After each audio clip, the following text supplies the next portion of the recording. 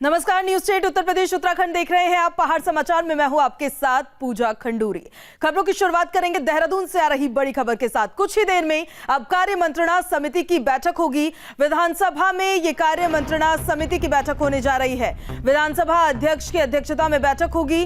29 मार्च से विधानसभा सत्र शुरू होने जा रहा है और उससे पहले अब कार्य मंत्रणा समिति की अहम बैठक होने जा रही है, जो बैठक विधानसभा में ही होगी। बड़ी जानकारी इस वक्त आपको देहरादून से दे रहे हैं। कुछ ही देर में कार्य मंत्रणा समिति की बैठक में शुरुआत इसकी हो जाएगी। विधानसभा में दरअसल ये कार्य मंत्रणा समिति की बैठक होगी, जिसमें विधानसभा अध्यक्ष की अध्यक्षता में ये बैठक होगी। इस खबर पर ज्यादा जानकारी के साथ हमारे सहयोगी सुरेंद्र जसीला हमारे साथ सीधे जुड़ गए हैं। ज्यादा जानकारियां वो आप देंगे।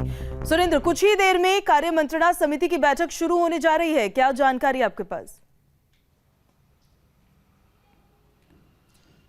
देखिए, बिल्कुल कार्य मंत्रणा समिति की बैठक विधानसभा में होनी है और सत्र के दौरान जो बिजनेस होता है उसको इसमें तय किया जाता है, यानी एजेंडा क्या होगा, सत्र की जो कार्रवाई होगी उसमें पहले दिन क्या लाया जाएगा, दूसरे दिन क्या होगा, तीसरे दिन किस तरह से कार्रवाई आगे बढ़ेगी, ये तमाम चीज़ों पर चर्चा होगी। विपक्ष का नेता का अभी तक चयन नहीं हो पाया, तो संभवतः उम्मीद कम है कि विपक्ष इसमें भाग लेगा। और वैसे भी ये पहला सत्र है और अभी मंत्रियों को पोर्टफोलियो भी नहीं बटे हैं, तो ये माना जा रहा है कि स्पीकर की अध्यक्षता में जब बैठक होगी तो उसमें सत्ता पक्ष के संसदीय कार्य मंत्री और संसदीय कार्य मंत्री इसमें मौजूद रहेंगे और हाउस के एजेंडे को तय करेंगे। पहले दिन कल की अगर बात करूं तो राज्यपाल के अभिभाषण के साथ शुरुआत होगी, क्योंकि किसी भी वर्ष का जब पहला सत्र होता है, आमतौर पर यह बजट सत्र होता है, उसकी शुरुआत राज्यपाल के अभिभाषण के साथ होती है, जिसमें राज्यपाल सरकार की जो 5 साल की नीतियां होंगी, सरकार क्या फोकस लेके चल रही है, ये पंचम विधानसभा का जब पहला सत्र होगा तो कल राज्यपाल के अभिभाषण में वो एक तरह से सरकार का पूरा प्रोजेक्ट होता है, 5 सालों के लिए सरकार किस ओर काम करने जा रही है, इसका भी पता चलेगा कल राज्यपाल के अभिभाषण के साथ।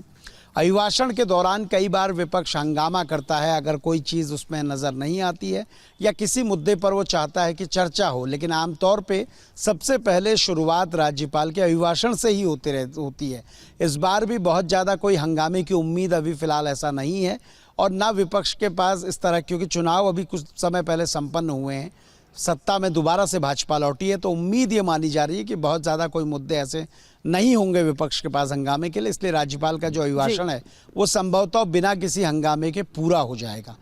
दूसरा दिन, खास तौर पे बुधवार की अगर बात करूं तो राज्यपाल के अभिभाषण पे चर्चा होगी और सदन में विनियोग विधेयक यानी जो लेखा अनुदान है अगले 4 महीनों के लिए वो लाया जाएगा और अंतिम दिन राज्यपाल के अभिभाषण पर धन्यवाद प्रस्ताव होगा, उसका पारण होगा।